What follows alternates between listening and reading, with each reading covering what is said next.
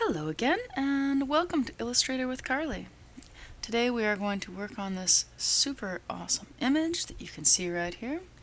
We're focusing on the appearance panel in Illustrator, so I will assume that you have a general idea of how Illustrator works. The first thing we're going to do is create a new document. And we're going to call this star. In my case, I'm star 2. And we're going to choose one artboard. This will be 6 inches by 6 inches. Make sure your units are measured in inches. Click OK. Alright, now the first thing we're going to do here is click on our rectangle tool. By clicking on your artboard, you will bring up this dialog box. You're going to choose 2. You can click Tab, or you can click down and select your next option and click 2, click OK or Enter. By clicking Tab and Enter, you save a lot of time. Okay, the first thing we're going to do is change our stroke.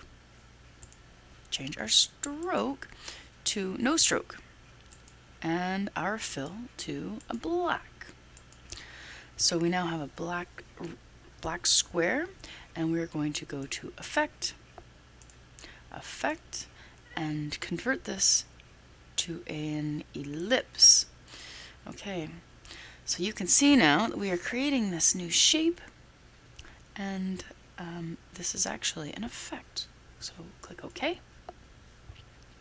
Now, the first thing you need to make sure of, I'm going to uncheck this. So we're working primarily in our appearance panel. So if you scroll down, make sure that you have appearance checked. It will likely appear in your docs. So if I click on my appearance, hold the mouse down and drag it out, I can undock it and have a little bit more visual control. I'm going to move this over just a smidgen. Okay, great.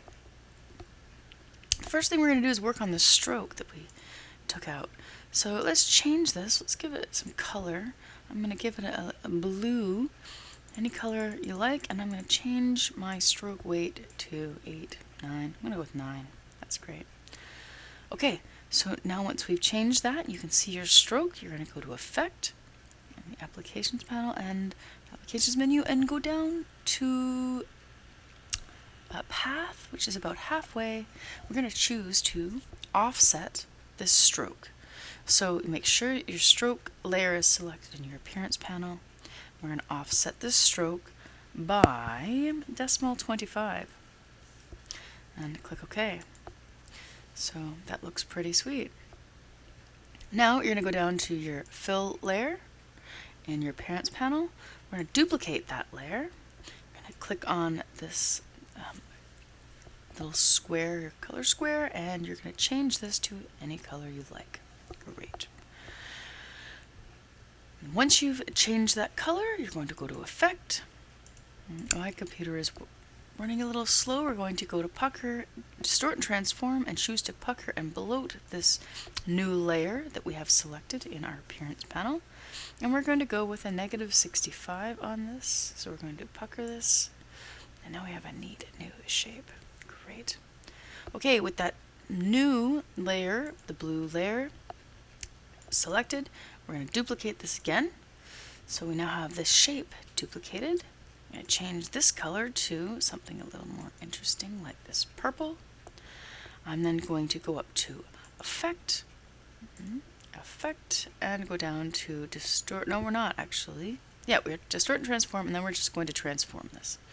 And we're going to transform, and we're going to go all the way down to Angle, and choose to transform this by 45 degrees and rotate it.